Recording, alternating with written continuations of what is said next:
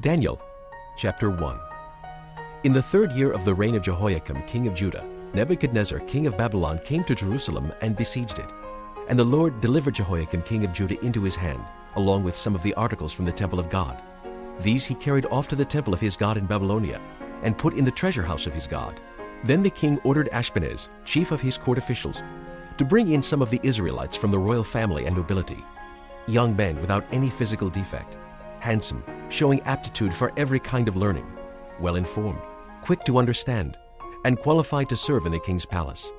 He was to teach them the language and literature of the Babylonians. The king assigned them a daily amount of food and wine from the king's table. They were to be trained for 3 years, and after that they were to enter the king's service. Among these were some from Judah: Daniel, Hananiah, Mishael, and Azariah. The chief official gave them new names. To Daniel, the name Belteshazzar; to Hananiah, Shadrach; to Mishael, Meshach; and to Azariah, Abednego. But Daniel resolved not to defile himself with the royal food and wine, and he asked the chief official for permission not to defile himself this way. Now God had caused the official to show favor and sympathy to Daniel. But the official told Daniel, "I am afraid of my lord the king, who has assigned your food and drink. Why should he see you looking worse than the other young men your age? The king would then have my head because of you." Daniel then said to the guard whom the chief official had appointed over Daniel, Hananiah, Mishael, and Azariah, "Please test your servants for 10 days. Give us nothing but vegetables to eat and water to drink. Then compare our appearance with that of the young men who eat the royal food, and treat your servants in accordance with what you see." So he agreed to this and tested them for 10 days. At the end of the 10 days, they looked healthier and better nourished than any of the young men who ate the royal food. So the guard took away their choice food and the wine they were to drink and gave them vegetables instead. To these 4 young men, God gave knowledge and understanding of all kinds of literature and learning, and Daniel could understand visions and dreams of all kinds. At the end of the time set by the king to bring them in, the chief official presented them to Nebuchadnezzar. The king talked with them, and he found none equal to Daniel, Hananiah, Mishael, and Azariah. So they entered the king's service. In every matter of wisdom and understanding about which the king questioned them, he found them 10 times better than all the magicians and enchanters in his whole kingdom. And Daniel remained there until the 1st year of King Cyrus. Chapter 2. In the 2nd year of his reign, Nebuchadnezzar had dreams. His mind was troubled and he could not sleep. So the king summoned the magicians, enchanters, sorcerers, and astrologers to tell him what he had dreamed. When they came in and stood before the king, he said to them, "I have had a dream that troubles me, and I want to know what it means." Then the astrologers answered the king in Aramaic, "O king, live forever. Tell your servants the dream, and we will interpret it." The king replied to the astrologers, "This is what I have firmly decided. If you do not tell me what my dream was and interpret it, I will have you cut into pieces and your houses turned into piles of rubble. But if you tell me the dream and explain it, you will receive from me gifts and rewards and great honor. So tell me the dream and interpret it for me." Once more they replied. "Let the king tell his servants the dream, and we will interpret it." Then the king answered, "I am certain that you are trying to gain time, because you realize that this is what I have firmly decided. If you do not tell me the dream, there is just one penalty for you. You have conspired to tell me misleading and wicked things, hoping the situation will change. So then, tell me the dream, and I will know that you can interpret it for me." The astrologers answered the king, "There is not a man on earth who can do what the king asks. No king, however great and mighty, has ever asked such a thing of any magician or enchanter or astrologer. What the king asks is too difficult. No one can reveal it to the king except the gods, and they do not live among men." This made the king so angry and furious that he ordered the execution of all the wise men of Babylon. So the decree was issued to put the wise men to death, and men were sent to look for Daniel and his friends to put them to death. When Arioch, the commander of the king's guard, had gone out to put to death the wise men of Babylon, Daniel spoke to him with wisdom and tact.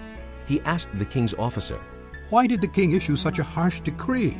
Arioch then explained the matter to Daniel. At this, Daniel went into the king and asked for time so that he might interpret the dream for him. Then Daniel returned to his house and explained the matter to his friends Hananiah, Mishael, and Azariah. He urged them to plead for mercy from the God of heaven concerning this mystery, so that he and his friends might not be executed with the rest of the wise men of Babylon. During the night the mystery was revealed to Daniel in a vision. Then Daniel praised the God of heaven and said, "Praise be to the name of God forever and ever. Wisdom and power are his. He changes times and seasons. He sets up kings and deposes them. He gives wisdom to the wise and knowledge to the discerning. He reveals deep and hidden things. He knows what lies in darkness, and light dwells with him. I thank and praise you, O God of my fathers. You have given me wisdom and power. You have made known to me what we asked of you. You have made known to us the dream of the king. Then Daniel went to Arioch, whom the king had appointed to execute the wise men of Babylon, and said to him, Do not execute the wise men of Babylon. Take me to the king, and I will interpret his dream for him. Arioch took Daniel to the king at once and said, I have found a man among the exiles from Judah who can tell the king what his dream means. The king asked Daniel, also called Belteshazzar, Are you able to tell me what I saw in my dream and interpret it? Daniel replied, No wise man, enchanter, magician, or diviner can explain to the king the mystery he has asked about. But there is a God in heaven who reveals mysteries. He has shown King Nebuchadnezzar what will happen in days to come. Your dream and the visions that passed through your mind as you lay on your bed are these. As you were lying there, O king, your mind turned to things to come, and the revealer of mysteries showed you what is going to happen. As for me, this mystery has been revealed to me, not because I have greater wisdom than other living men, but so that you, O king, may know the interpretation, and that you may understand what went through your mind. You looked, O king, and there before you stood a large statue, an enormous, dazzling statue, awesome in appearance. The head of the statue was made of pure gold, its chest and arms of silver, its belly and thighs of bronze, its legs of iron, its feet partly of iron and partly of baked clay. While you were watching, a rock was cut out, but not by human hands. It struck the statue on its feet of iron and clay and smashed them. Then the iron, the clay, the bronze, the silver, and the gold were broken to pieces at the same time and became like chaff on a threshing floor in the summer. The wind swept them away without leaving a trace. But the rock that struck the statue became a huge mountain and filled the whole earth. This was the dream, and now we will interpret it to the king. You, O king, are the King of kings. The God of heaven has given you dominion and power and might and glory. In your hands he has placed mankind and the beasts of the field and the birds of the air. Wherever they live, he has made you ruler over them all. You are that head of gold. After you, another kingdom will rise, inferior to yours. Next, a third kingdom, one of bronze, will rule over the whole earth.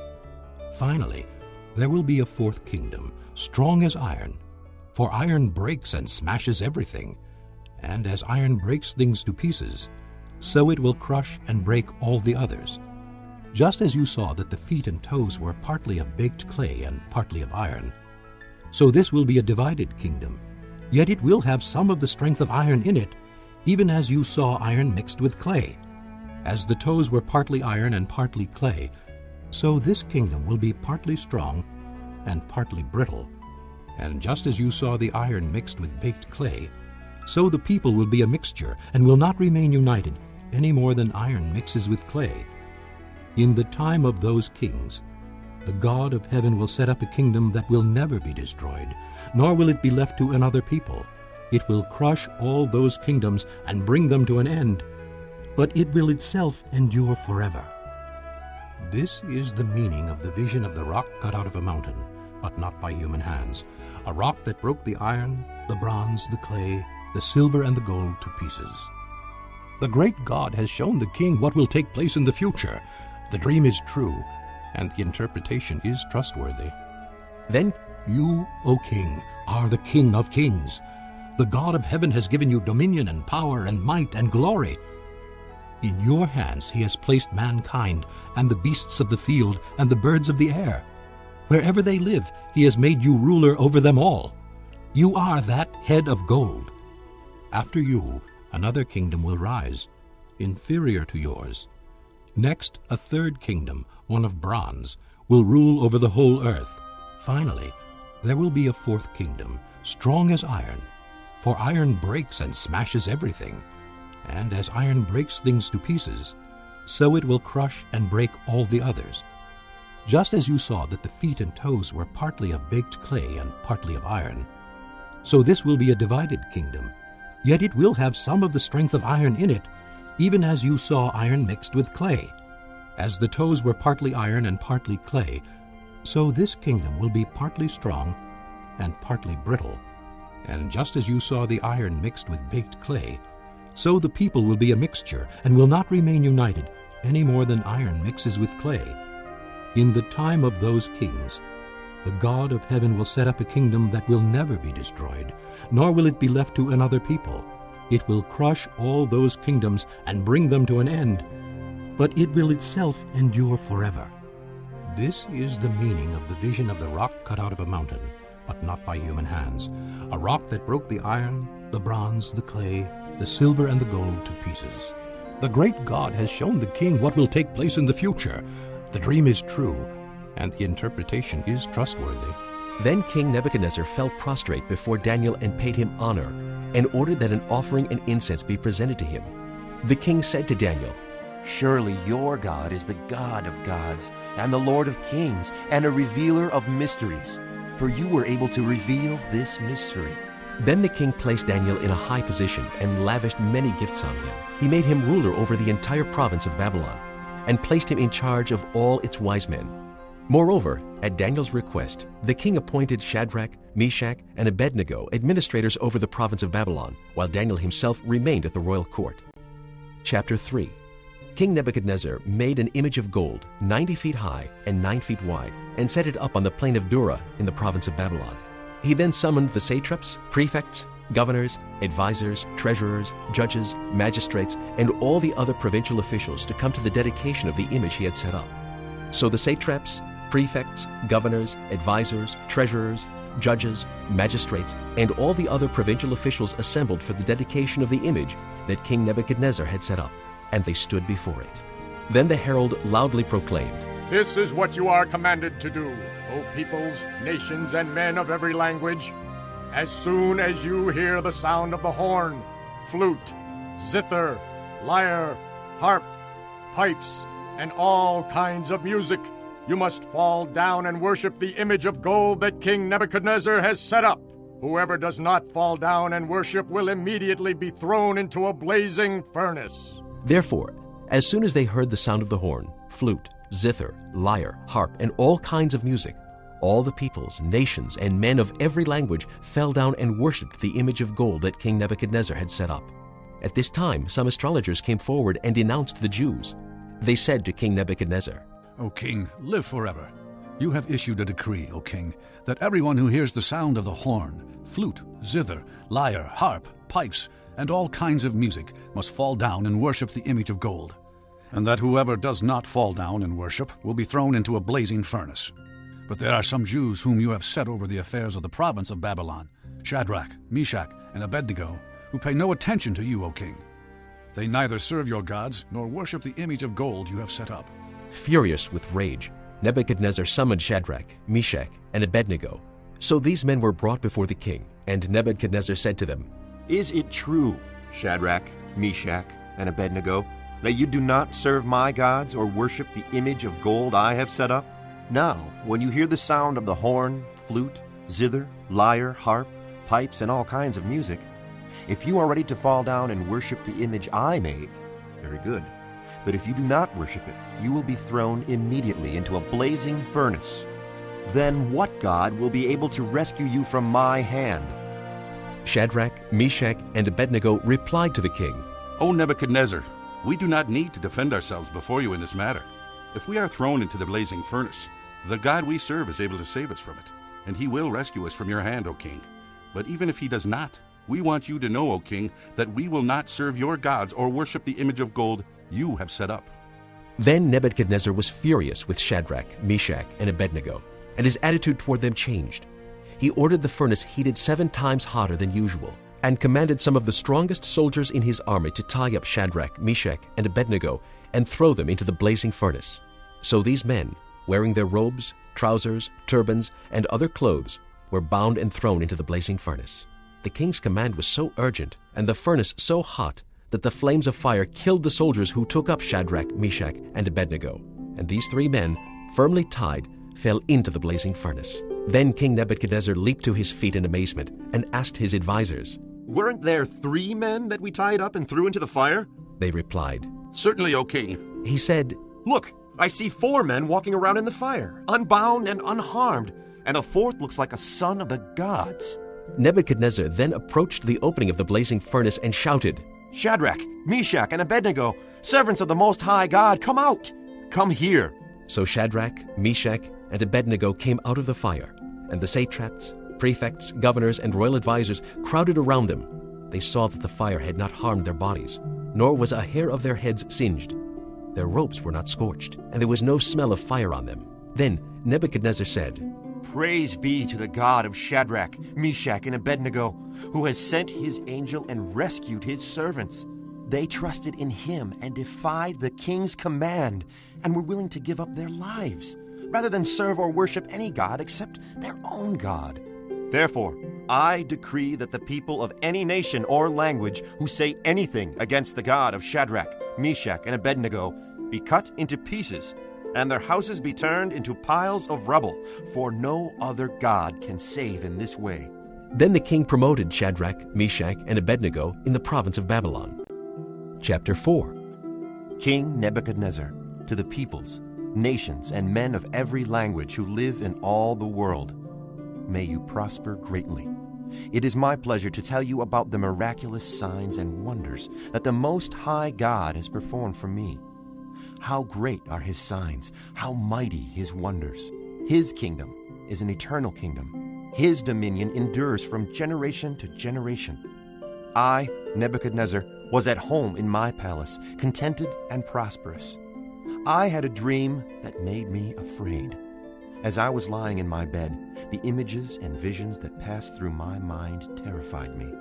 So I commanded that all the wise men of Babylon be brought before me to interpret the dream for me. When the magicians, enchanters, astrologers, and diviners came, I told them the dream, but they could not interpret it for me. Finally, Daniel came into my presence, and I told him the dream. He is called Belteshazzar, after the name of my God, and the spirit of the holy gods is in him. I said, Belteshazzar, chief of the magicians, I know that the spirit of the holy gods is in you, and no mystery is too difficult for you. Here is my dream. Interpret it for me. These are the visions I saw while lying in my bed. I looked, and there before me stood a tree in the middle of the land. Its height was enormous. The tree grew large and strong, and its top touched the sky. It was visible to the ends of the earth. Its leaves were beautiful, its fruit abundant, and on it was food for all. Under it, the beasts of the field found shelter, and the birds of the air lived in its branches. From it, every creature was fed. In the visions I saw while lying in my bed, I looked, and there before me was a messenger, a holy one, coming down from heaven. He called in a loud voice, Cut down the tree, and trim off its branches, strip off its leaves, and scatter its fruit. Let the animals flee from under it, and the birds from its branches. But let the stump and its roots, bound with iron and bronze, remain in the ground, in the grass of the field. Let him be drenched with the dew of heaven, and let him live with the animals among the plants of the earth. Let his mind be changed from that of a man, and let him be given the mind of an animal, till 7 times pass by for him. The decision is announced by messengers. The holy ones declare the verdict, so that the living may know that the Most High is sovereign over the kingdoms of men, and gives them to anyone he wishes, and sets over them the lowliest of men. This is the dream that I, King Nebuchadnezzar, had. Now, Belteshazzar, tell me what it means, for none of the wise men in my kingdom can interpret it for me. But you can, because the spirit of the holy gods is in you. Then Daniel, also called Belteshazzar, was greatly perplexed for a time, and his thoughts terrified him. So the king said, Belteshazzar, do not let the dream or its meaning alarm you. Belteshazzar answered, My lord, if only the dream applied to your enemies and its meaning to your adversaries. The tree you saw, which grew large and strong, with its top touching the sky, visible to the whole earth, with beautiful leaves and abundant fruit, providing food for all, giving shelter to the beasts of the field, and having nesting places in its branches for the birds of the air. You, O king, are that tree. You have become great and strong. Your greatness has grown until it reaches the sky, and your dominion extends to distant parts of the earth. You, O king, saw a messenger, a holy one, coming down from heaven and saying, Cut down the tree and destroy it, but leave the stump, bound with iron and bronze, in the grass of the field, while its roots remain in the ground. Let him be drenched with the dew of heaven. Let him live like the wild animals until 7 times pass by for him. This is the interpretation, O king, and this is the decree the Most High has issued against my lord the king. You will be driven away from people, and will live with the wild animals. You will eat grass like cattle, and be drenched with the dew of heaven. 7 times will pass by for you, until you acknowledge that the Most High is sovereign over the kingdoms of men, and gives them to anyone he wishes. The command to leave the stump of the tree with its roots means that your kingdom will be restored to you when you acknowledge that heaven rules. Therefore, O king, be pleased to accept my advice. Renounce your sins by doing what is right, and your wickedness by being kind to the oppressed. It may be that then your prosperity will continue. All this happened to King Nebuchadnezzar. 12 months later, as the king was walking on the roof of the royal palace in Babylon, he said, Is not this the great Babylon I have built as the royal residence, by my mighty power and for the glory of my majesty? The words were still on his lips when a voice came from heaven. This is what is decreed for you, King Nebuchadnezzar. Your royal authority has been taken from you. You will be driven away from people and will live with the wild animals. You will eat grass like cattle. 7 times will pass by for you until you acknowledge that the Most High is sovereign over the kingdoms of men and gives them to anyone he wishes. Immediately what had been said about Nebuchadnezzar was fulfilled. He was driven away from people and ate grass like cattle. His body was drenched with the dew of heaven until his hair grew like the feathers of an eagle and his nails like the claws of a bird. At the end of that time, I, Nebuchadnezzar, raised my eyes toward heaven, and my sanity was restored. Then I praised the Most High. I honored and glorified him who lives forever. His dominion is an eternal dominion. His kingdom endures from generation to generation. All the peoples of the earth are regarded as nothing. He does as he pleases. With the powers of heaven and the peoples of the earth, no one can hold back his hand or say to him, What have you done? At the same time that my sanity was restored, my honor and splendor were returned to me for the glory of my kingdom. My advisors and nobles sought me out, and I was restored to my throne and became even greater than before. Now I, Nebuchadnezzar, praise and exalt and glorify the King of heaven, because everything he does is right and all his ways are just, and those who walk in pride he is able to humble. Chapter 5. King Belshazzar gave a great banquet for 1,000 of his nobles and drank wine with them. While Belshazzar was drinking his wine, he gave orders to bring in the gold and silver goblets that Nebuchadnezzar his father had taken from the temple in Jerusalem, so that the king and his nobles, his wives and his concubines might drink from them. So they brought in the gold goblets that had been taken from the temple of God in Jerusalem. And the king and his nobles, his wives and his concubines drank from them. As they drank the wine, they praised the gods of gold and silver, of bronze, iron, wood, and stone. Suddenly, the fingers of a human hand appeared and wrote on the plaster of the wall near the lampstand in the royal palace. The king watched the hand as it wrote. His face turned pale, and he was so frightened that his knees knocked together and his legs gave way. The king called out for the enchanters, astrologers, and diviners to be brought and said to these wise men of Babylon, Whoever reads this writing and tells me what it means will be clothed in purple and have a gold chain placed around his neck, and he will be made the 3rd highest ruler in the kingdom. Then all the king's wise men came in, but they could not read the writing or tell the king what it meant. So King Belshazzar became even more terrified, and his face grew more pale. His nobles were baffled. The queen, hearing the voices of the king and his nobles, came into the banquet hall.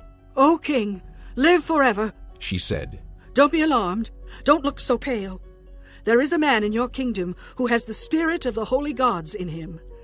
In the time of your father, he was found to have insight and intelligence and wisdom like that of the gods. King Nebuchadnezzar, your father the king, I say, appointed him chief of the magicians, enchanters, astrologers, and diviners. This man Daniel, whom the king called Belteshazzar, was found to have a keen mind and knowledge and understanding, and also the ability to interpret dreams, explain riddles, and solve difficult problems. Call for Daniel, and he will tell you what the writing means." So Daniel was brought before the king, and the king said to him, "Are you Daniel, one of the exiles my father the king brought from Judah? I have heard that the spirit of the gods is in you, and that you have insight, intelligence, and outstanding wisdom. The wise men and enchanters were brought before me to read this writing and tell me what it means, but they could not explain it. Now I have heard that you are able to give interpretations and to solve difficult problems. If you can read this writing and tell me what it means, you will be clothed in purple and have a gold chain placed around your neck, and you will be made the third highest ruler in the kingdom." Then Daniel answered the king, You may keep your gifts for yourself and give your rewards to someone else. Nevertheless, I will read the writing for the king and tell him what it means. O king, the Most High God gave your father Nebuchadnezzar sovereignty and greatness and glory and splendor. Because of the high position he gave him, all the peoples and nations and men of every language dreaded and feared him. Those the king wanted to put to death, he put to death. Those he wanted to spare, he spared. Those he wanted to promote, he promoted. And those he wanted to humble, he humbled. But when his heart became arrogant and hardened with pride, he was deposed from his royal throne and stripped of his glory. He was driven away from people and given the mind of an animal. He lived with the wild donkeys and ate grass like cattle, and his body was drenched with the dew of heaven, until he acknowledged that the Most High God is sovereign over the kingdoms of men and sets over them anyone he wishes. But you, his son, O Belshazzar, have not humbled yourself, though you knew all this. Instead, you have set yourself up against the Lord of heaven. You had the goblets from his temple brought to you, and you and your nobles, your wives and your concubines drank wine from them. You praised the gods of silver and gold, of bronze, iron, wood, and stone, which cannot see or hear or understand. But you did not honor the God who holds in his hand your life and all your ways. Therefore he sent the hand that wrote the inscription. This is the inscription that was written: Mene, Mene, Tekel, Parsin. This is what these words mean. Mene, God has numbered the days of your reign and brought it to an end. Tekel, you have been weighed on the scales and found wanting. Perez, your kingdom is divided and given to the Medes and Persians. Then at Belshazzar's command, Daniel was clothed in purple. A gold chain was placed around his neck, and he was proclaimed the third highest ruler in the kingdom. That very night, Belshazzar, king of the Babylonians, was slain, and Darius the Mede took over the kingdom at the age of 62. Chapter 6. It pleased Darius to appoint 120 satraps to rule throughout the kingdom, with 3 administrators over them, one of whom was Daniel. The satraps were made accountable to them, so that the king might not suffer loss. Now Daniel so distinguished himself among the administrators and the satraps by his exceptional qualities that the king planned to set him over the whole kingdom. At this, the administrators and the satraps tried to find grounds for charges against Daniel in his conduct of government affairs, but they were unable to do so. They could find no corruption in him because he was trustworthy and neither corrupt nor negligent. Finally, these men said, "We will never find any basis for charges against this man Daniel unless it has something to do with the law of his God." So the administrators and the satraps went as a group to the king and said, "O King Darius, live forever. The royal administrators, prefects, satraps, advisors, and governors have all agreed that the king should issue an edict and enforce the decree that anyone who prays to any god or man during the next 30 days, except to you, O king, shall be thrown into the lion's den. Now, O king, issue the decree and put it in writing so that it cannot be altered, in accordance with the laws of the Medes and Persians, which cannot be repealed." So King Darius put the decree in writing. Now when Daniel learned that the decree had been published, he went home to his upstairs room where the windows opened toward Jerusalem. 3 times a day he got down on his knees and prayed, giving thanks to his God, just as he had done before. Then these men went as a group and found Daniel praying and asking God for help. So they went to the king and spoke to him about his royal decree. Did you not publish a decree that during the next 30 days anyone who prays to any god or man except to you, O king, would be thrown into the lion's den? The king answered, The decree stands, in accordance with the laws of the Medes and Persians, which cannot be repealed. Then they said to the king, Daniel, who is one of the exiles from Judah, pays no attention to you, O king, or to the decree you put in writing. He still prays 3 times a day. When the king heard this, he was greatly distressed. He was determined to rescue Daniel and made every effort until sundown to save him. Then the men went as a group to the king and said to him, Remember, O king, that according to the law of the Medes and Persians, no decree or edict that the king issues can be changed. So the king gave the order, and they brought Daniel and threw him into the lion's den. The king said to Daniel, May your God whom you serve continually rescue you. A stone was brought and placed over the mouth of the den, and the king sealed it with his own signet ring and with the rings of his nobles, so that Daniel's situation might not be changed. Then the king returned to his palace and spent the night without eating and without any entertainment being brought to him, and he could not sleep. At the first light of dawn, the king got up and hurried to the lion's den. When he came near the den, he called to Daniel in an anguished voice, Daniel, servant of the living God, has your God whom you serve continually been able to rescue you from the lions? Daniel answered, O king, live forever. My God sent his angel, and he shut the mouths of the lions. They have not hurt me, because I was found innocent in his sight. Nor have I ever done any wrong before you, O king. The king was overjoyed and gave orders to lift Daniel out of the den. And when Daniel was lifted from the den, no wound was found on him, because he had trusted in his God. At the king's command, the men who had falsely accused Daniel were brought in and thrown into the lion's den, along with their wives and children. And before they reached the floor of the den, the lions overpowered them and crushed all their bones. Then King Darius wrote to all the peoples, nations, and men of every language throughout the land, May you prosper greatly. I issue a decree that in every part of my kingdom, people must fear and reverence the God of Daniel. For he is the living God, and he endures forever. His kingdom will not be destroyed. His dominion will never end. He rescues and he saves. He performs signs and wonders in the heavens and on earth. He has rescued Daniel from the power of the lions. So Daniel prospered during the reign of Darius and the reign of Cyrus the Persian. Chapter 7.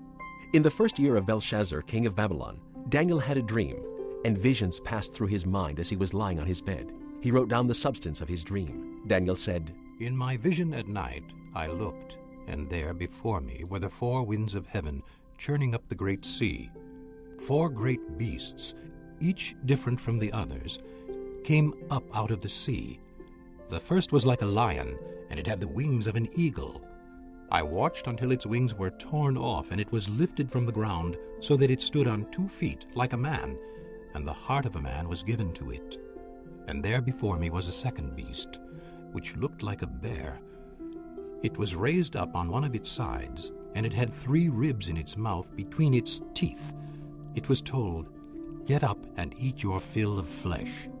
After that I looked, and there before me was another beast, one that looked like a leopard, and on its back it had 4 wings like those of a bird. This beast had 4 heads, and it was given authority to rule. After that, in my vision at night I looked, and there before me was a 4th beast, terrifying and frightening and very powerful. It had large iron teeth. It crushed and devoured its victims and trampled underfoot whatever was left. It was different from all the former beasts, and it had 10 horns. While I was thinking about the horns, there before me was another horn, a little one, which came up among them, and 3 of the first horns were uprooted before it. This horn had eyes like the eyes of a man, and a mouth that spoke boastfully. As I looked, thrones were set in place, and the Ancient of Days took his seat. His clothing was as white as snow. The hair of his head was white like wool. His throne was flaming with fire, and its wheels were all ablaze. A river of fire was flowing, coming out from before him. Thousands upon thousands attended him. 10,000 times 10,000 stood before him. The court was seated, and the books were opened. Then I continued to watch because of the boastful words the horn was speaking. I kept looking until the beast was slain, and its body destroyed and thrown into the blazing fire. The other beasts had been stripped of their authority, but were allowed to live for a period of time. In my vision at night I looked, and there before me was one like a son of man, coming with the clouds of heaven. He approached the Ancient of Days and was led into his presence. He was given authority, glory, and sovereign power. All peoples, nations, and men of every language worshipped him. His dominion is an everlasting dominion that will not pass away, and his kingdom is one that will never be destroyed. I, Daniel, was troubled in spirit, and the visions that passed through my mind disturbed me. I approached one of those standing there and asked him the true meaning of all this. So he told me and gave me the interpretation of these things. The 4 great beasts are 4 kingdoms that will rise from the earth, but the saints of the Most High will receive the kingdom and will possess it forever, yes, forever and ever. Then I wanted to know the true meaning of the 4th beast, which was different from all the others and most terrifying, with its iron teeth and bronze claws, the beast that crushed and devoured its victims and trampled underfoot whatever was left. I also wanted to know about the 10 horns on its head, and about the other horn that came up, before which 3 of them fell, the horn that looked more imposing than the others, and that had eyes and a mouth that spoke boastfully. As I watched, this horn was waging war against the saints and defeating them, until the Ancient of Days came and pronounced judgment in favor of the saints of the Most High, and the time came when they possessed the kingdom. He gave me this explanation. The 4th beast is a 4th kingdom that will appear on earth. It will be different from all the other kingdoms, and will devour the whole earth, trampling it down and crushing it. The 10 horns are 10 kings who will come from this kingdom. After them another king will arise, different from the earlier ones. He will subdue 3 kings. He will speak against the Most High and oppress his saints, and try to change the set times and the laws. The saints will be handed over to him for a time, times and half a time. But the court will sit, and his power will be taken away and completely destroyed forever. Then the sovereignty, power, and greatness of the kingdoms under the whole heaven will be handed over to the saints, the people of the Most High. His kingdom will be an everlasting kingdom, and all rulers will worship and obey him. This is the end of the matter. I, Daniel, was deeply troubled by my thoughts, and my face turned pale, but I kept the matter to myself. Chapter 8. In the 3rd year of King Belshazzar's reign, I, Daniel, had a vision after the one that had already appeared to me. In my vision I saw myself in the citadel of Susa in the province of Elam. In the vision I was beside the Ulai Canal. I looked up, and there before me was a ram with 2 horns, standing beside the canal, and the horns were long. One of the horns was longer than the other, but grew up later. I watched the ram as he charged toward the west and the north and the south. No animal could stand against him, and none could rescue from his power. He did as he pleased and became great. As I was thinking about this, suddenly a goat with a prominent horn between his eyes came from the west, crossing the whole earth without touching the ground. He came toward the 2-horned ram I had seen standing beside the canal, and charged at him in great rage. I saw him attack the ram furiously, striking the ram and shattering his 2 horns. The ram was powerless to stand against him. The goat knocked him to the ground and trampled on him, and none could rescue the ram from his power. The goat became very great, but at the height of his power, his large horn was broken off, and in its place 4 prominent horns grew up toward the 4 winds of heaven. Out of one of them came another horn, which started small but grew in power to the south and to the east and toward the beautiful land. It grew until it reached the host of the heavens, and it threw some of the starry host down to the earth and trampled on them. It set itself up to be as great as the prince of the host. It took away the daily sacrifice from him, and the place of his sanctuary was brought low. Because of rebellion, the host of the saints and the daily sacrifice were given over to it. It prospered in everything it did, and truth was thrown to the ground.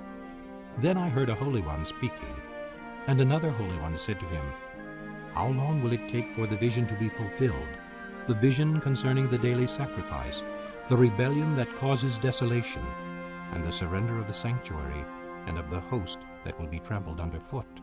He said to me, It will take 2,300 evenings and mornings. Then the sanctuary will be reconsecrated. While I, Daniel, was watching the vision and trying to understand it, there before me stood one who looked like a man.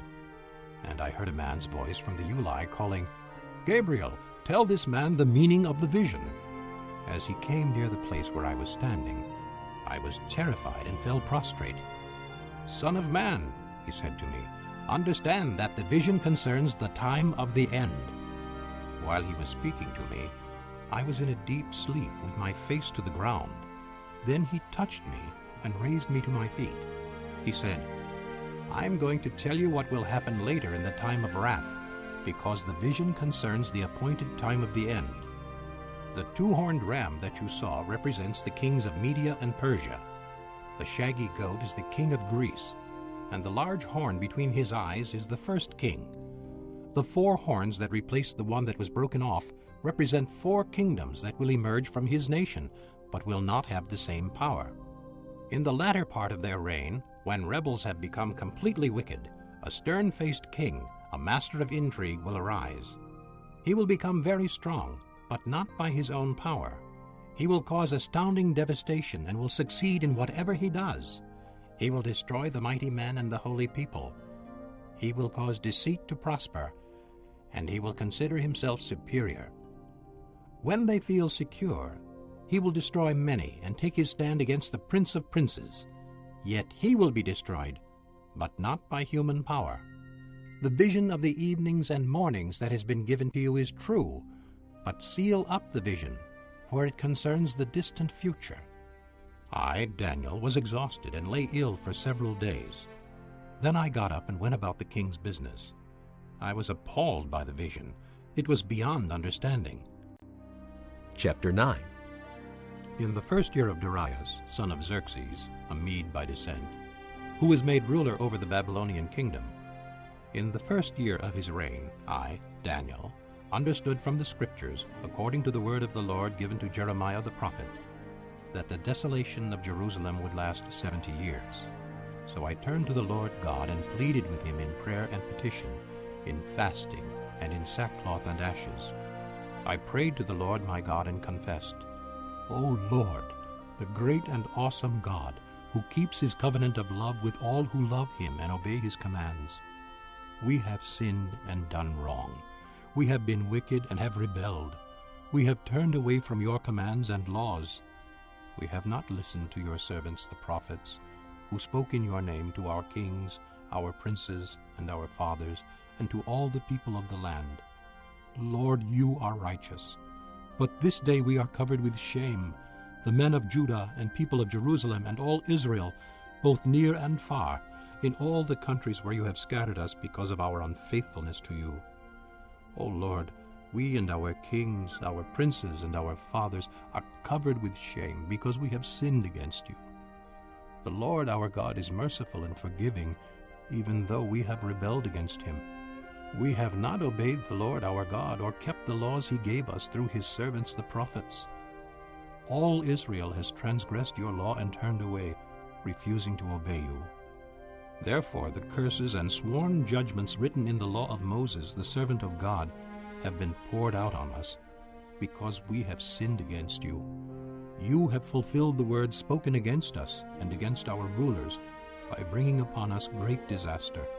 Under the whole heaven, nothing has ever been done like what has been done to Jerusalem. Just as it is written in the law of Moses, all this disaster has come upon us. Yet we have not sought the favor of the Lord our God by turning from our sins and giving attention to your truth. The Lord did not hesitate to bring the disaster upon us, for the Lord our God is righteous in everything he does. Yet we have not obeyed him. Now, O Lord our God, who brought your people out of Egypt with a mighty hand, and who made for yourself a name that endures to this day, we have sinned. We have done wrong. O Lord, in keeping with all your righteous acts, turn away your anger and your wrath from Jerusalem, your city, your holy hill. Our sins and the iniquities of our fathers have made Jerusalem and your people an object of scorn to all those around us. Now, our God, hear the prayers and petitions of your servant. For your sake, O Lord, look with favor on your desolate sanctuary. Give ear, O God, and hear. Open your eyes and see the desolation of the city that bears your name.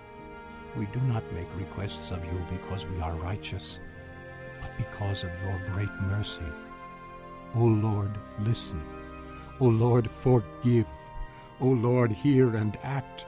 For your sake, O my God, do not delay, because your city and your people bear your name. While I was speaking and praying, confessing my sin and the sin of my people Israel, and making my request to the Lord my God for his holy hill, while I was still in prayer, Gabriel, the man I had seen in the earlier vision, came to me in swift flight about the time of the evening sacrifice. He instructed me and said to me, Daniel, I have now come to give you insight and understanding. As soon as you begin to pray, an answer was given, which I have come to tell you, for you are highly esteemed. Therefore, consider the message and understand the vision. 70 sevens are decreed for your people and your holy city to finish transgression, to put an end to sin, to atone for wickedness, to bring in everlasting righteousness, to seal up vision and prophecy, and to anoint the most holy. Know and understand this. From the issuing of the decree to restore and rebuild Jerusalem until the Anointed One, the ruler, comes, there will be 7 sevens and 62 sevens. It will be rebuilt with streets and a trench, but in times of trouble. After the 62 sevens, the Anointed One will be cut off and will have nothing. The people of the ruler who will come will destroy the city and the sanctuary. The end will come like a flood. War will continue until the end, and desolations have been decreed. He will confirm a covenant with many for 1 7. In the middle of the 7, he will put an end to sacrifice and offering. And on a wing of the temple, he will set up an abomination that causes desolation, until the end that is decreed is poured out on him. Chapter 10. In the 3rd year of Cyrus, king of Persia, a revelation was given to Daniel, who was also called Belteshazzar. Its message was true, and it concerned a great war. The understanding of the message came to him in a vision. At that time, I, Daniel, mourned for 3 weeks. I ate no choice food, no meat or wine touched my lips, and I used no lotions at all until the 3 weeks were over. On the 24th day of the 1st month, as I was standing on the bank of the great river, the Tigris, I looked up, and there before me was a man dressed in linen, with a belt of the finest gold around his waist. His body was like chrysolite, his face like lightning, his eyes like flaming torches, his arms and legs like the gleam of burnished bronze, and his voice like the sound of a multitude. I, Daniel, was the only one who saw the vision. The men with me did not see it, but such terror overwhelmed them that they fled and hid themselves. So I was left alone, gazing at this great vision. I had no strength left. My face turned deathly pale, and I was helpless. Then I heard him speaking, and as I listened to him, I fell into a deep sleep, my face to the ground. A hand touched me and set me trembling on my hands and knees. He said, Daniel, you who are highly esteemed, consider carefully the words I am about to speak to you, and stand up, for I have now been sent to you. And when he said this to me, I stood up, trembling. Then he continued, Do not be afraid, Daniel. Since the first day that you set your mind to gain understanding and to humble yourself before your God, your words were heard, and I have come in response to them. But the prince of the Persian kingdom resisted me 21 days. Then Michael, one of the chief princes, came to help me, because I was detained there with the king of Persia. Now I have come to explain to you what will happen to your people in the future, for the vision concerns a time yet to come. While he was saying this to me, I bowed with my face toward the ground and was speechless. Then one who looked like a man touched my lips, and I opened my mouth and began to speak. I said to the one standing before me, I am overcome with anguish because of the vision, my Lord, and I am helpless. How can I, your servant, talk with you, my Lord? My strength is gone, and I can hardly breathe. Again the one who looked like a man touched me and gave me strength. "Do not be afraid, O man highly esteemed," he said. "Peace, be strong now, be strong." When he spoke to me, I was strengthened and said, "Speak, my lord, since you have given me strength." So he said, "Do you know why I have come to you? Soon I will return to fight against the prince of Persia, and when I go, the prince of Greece will come. But first I will tell you what is written in the book of truth.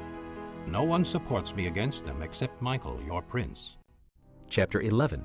And in the first year of Darius the Mede, I took my stand to support and protect him. Now then, I tell you the truth.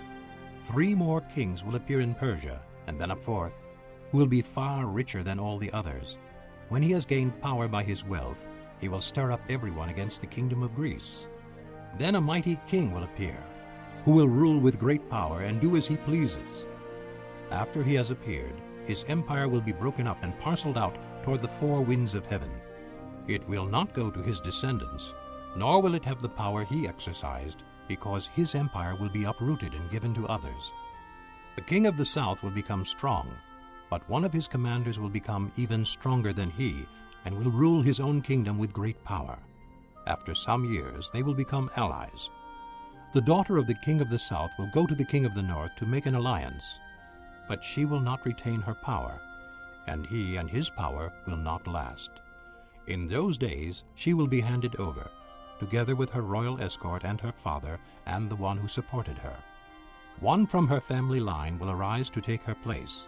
He will attack the forces of the king of the north and enter his fortress. He will fight against them and be victorious. He will also seize their gods, their metal images, and their valuable articles of silver and gold, and carry them off to Egypt. For some years he will leave the king of the north alone. Then the king of the north will invade the realm of the king of the south, but will retreat to his own country. His sons will prepare for war and assemble a great army, which will sweep on like an irresistible flood and carry the battle as far as his fortress. Then the king of the south will march out in a rage and fight against the king of the north, who will raise a large army, but it will be defeated. When the army is carried off, the king of the south will be filled with pride and will slaughter many thousands. Yet he will not remain triumphant. For the king of the north will muster another army, larger than the first, and after several years he will advance with a huge army, fully equipped. In those times many will rise against the king of the south. The violent men among your own people will rebel in fulfillment of the vision, but without success. Then the king of the north will come and build up siege ramps and will capture a fortified city. The forces of the south will be powerless to resist. Even their best troops will not have the strength to stand. The invader will do as he pleases. No one will be able to stand against him. He will establish himself in the beautiful land and will have the power to destroy it. He will determine to come with the might of his entire kingdom and will make an alliance with the king of the south. And he will give him a daughter in marriage in order to overthrow the kingdom. But his plans will not succeed or help him. Then he will turn his attention to the coastlands and will take many of them. But a commander will put an end to his insolence and will turn his insolence back upon him. After this he will turn back toward the fortresses of his own country, but will stumble and fall, to be seen no more. His successor will send out a tax collector to maintain the royal splendor. In a few years, however, he will be destroyed, yet not in anger or in battle. He will be succeeded by a contemptible person who has not been given the honor of royalty. He will invade the kingdom when its people feel secure, and he will seize it through intrigue. Then an overwhelming army will be swept away before him. Both it and a prince of the covenant will be destroyed. After coming to an agreement with him, he will act deceitfully, and with only a few people, he will rise to power. When the richest provinces feel secure, he will invade them, and will achieve what neither his fathers nor his forefathers did. He will distribute plunder, loot, and wealth among his followers. He will plot the overthrow of fortresses, but only for a time. With a large army he will stir up his strength and courage against the king of the south. The king of the south will wage war with a large and very powerful army, but he will not be able to stand because of the plots devised against him. Those who eat from the king's provisions will try to destroy him. His army will be swept away, and many will fall in battle. The two kings, with their hearts bent on evil, will sit at the same table and lie to each other, but to no avail, because an end will still come at the appointed time. The king of the north will return to his own country with great wealth, but his heart will be set against the holy covenant. He will take action against it, and then return to his own country. At the appointed time, he will invade the south again, but this time the outcome will be different from what it was before. Ships of the western coastlands will oppose him, and he will lose heart. Then he will turn back and vent his fury against the holy covenant. He will return and show favor to those who forsake the holy covenant.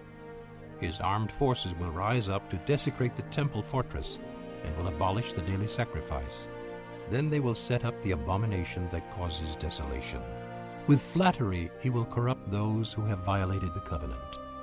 But the people who know their God will firmly resist him. Those who are wise will instruct many, though for a time they will fall by the sword or be burned or captured or plundered. When they fall, they will receive a little help, and many who are not sincere will join them. Some of the wise will stumble, so that they may be refined, purified, and made spotless until the time of the end. For it will still come at the appointed time. The king will do as he pleases. He will exalt and magnify himself above every god, and will say unheard-of things against the God of gods. He will be successful until the time of wrath is completed, for what has been determined must take place. He will show no regard for the gods of his fathers, or for the one desired by women, nor will he regard any god, but will exalt himself above them all. Instead of them, he will honor a god of fortresses, a god unknown to his fathers. He will honor with gold and silver, with precious stones and costly gifts. He will attack the mightiest fortresses with the help of a foreign god, and will greatly honor those who acknowledge him. He will make them rulers over many people, and will distribute the land at a price. At the time of the end, the king of the south will engage him in battle, and the king of the north will storm out against him with chariots and cavalry and a great fleet of ships. He will invade many countries and sweep through them like a flood. He will also invade the beautiful land. Many countries will fall, but Edom, Moab, and the leaders of Ammon will be delivered from his hand. He will extend his power over many countries. Egypt will not escape. He will gain control of the treasures of gold and silver and all the riches of Egypt, with the Libyans and Nubians in submission. But reports from the east and the north will alarm him, and he will set out in a great rage to destroy and annihilate many. He will pitch his royal tents between the seas at the beautiful holy mountain. Yet he will come to his end, and no one will help him. Chapter 12. At that time Michael, the great prince who protects your people, will arise. There will be a time of distress such as has not happened from the beginning of nations until then. But at that time your people, everyone whose name is found written in the book, will be delivered. Multitudes who sleep in the dust of the earth will awake, some to everlasting life, others to shame and everlasting contempt. Those who are wise will shine like the brightness of the heavens, and those who lead many to righteousness like the stars forever and ever. But you, Daniel, close up and seal the words of the scroll until the time of the end. Many will go here and there to increase knowledge. Then I, Daniel, looked, and there before me stood two others, one on this bank of the river and one on the opposite bank. One of them said to the man clothed in linen who was above the waters of the river, "How long will it be before these astonishing things are fulfilled?" The man clothed in linen who was above the waters of the river lifted his right hand and his left hand toward heaven, and I heard him swear by him who lives forever, saying, "It will be for a time, times, and half a time. When the power of the holy people has been finally broken, all these things will be completed." I heard, but I did not understand. So I asked, "My Lord, what will the outcome of all this be?" He replied, "Go your way, Daniel, because the words are closed up and sealed until the time of the end. Many will be purified, made spotless, and refined, but the wicked will continue to be wicked. None of the wicked will understand, but those who are wise will understand. From the time that the daily sacrifice is abolished and the abomination that causes desolation is set up, there will be 1,290 days. Blessed is the one who waits for and reaches the end of the 1,335 days. As for you, go your way till the end. You will rest, and then at the end of the days you will rise to receive your allotted inheritance.